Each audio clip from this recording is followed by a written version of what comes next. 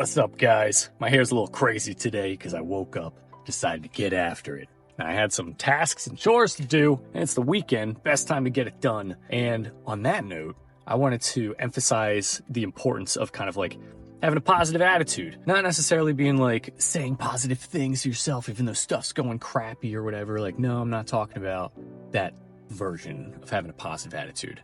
I mean, acknowledging things for as they are and still approaching it with best attitude that you can. In college, I was taking a business class, and don't even get me started. This is a class on business startups, how to start up your own business. And the teachers were getting quizzed on like, what was the year that Russian government and Russian government?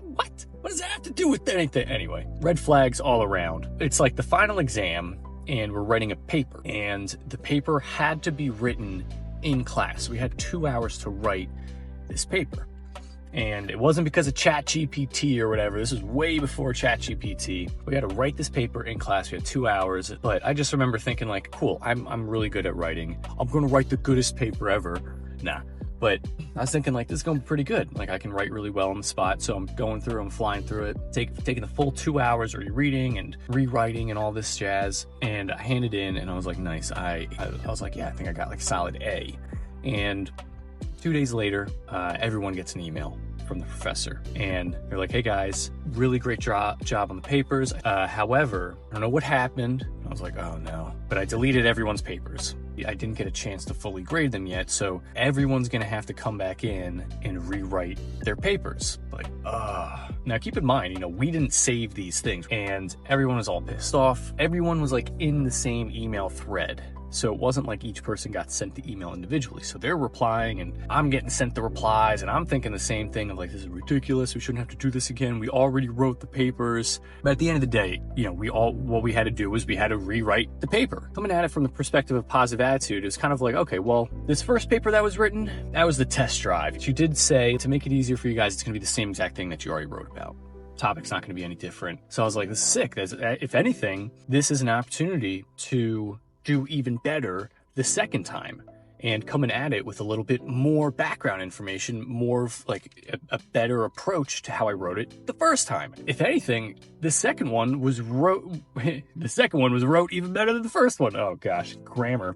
But yeah, the second one, I wrote it it was way better, wrote it way quicker because I already knew what I was going to say. And I had references and things like that. On top of all that, she also was more lenient with the grading because she deleted everyone's paper the first time. So going at it with the perspective of like, oh, this is going to suck, this is going to be the worst paper ever, you're now just making it twice as bad for yourself. Like you already have to write the dang paper.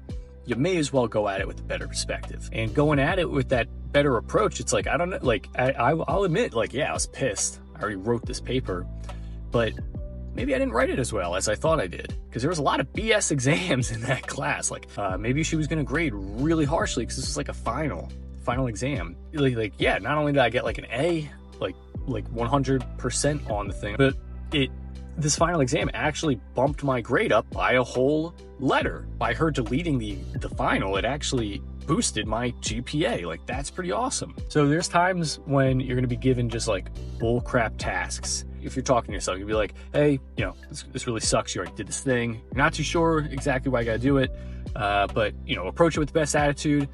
Prove everyone wrong and get it done quicker and better than anybody else that would be in the same position, and be proud of the hard work that you're doing. That's kind of how you can approach it. Or if you're like working with other people and it's like, oh my gosh, I don't know why the boss is having us do this, or everyone on the team is just like huffing and puffing about something, like, that's not going to help you get the job done any better. If anything, it's going to make the job more painful, and it's just going to take more time. It's going to be a pain in the butt. And at the end of the day, you still got to do it. So it's kind of like you approaching everyone. It's like, hey, everybody, come on. We got to do this task. Seems a little redundant, but we can still approach it with a good attitude. Quicker we get it done, the quicker it'll be done. So let's approach it with a good attitude. Let's get after it, and then we can go about our day and do the things that we like to do. But let's not make this a burden for ourselves. It's just work. Let's get the work done.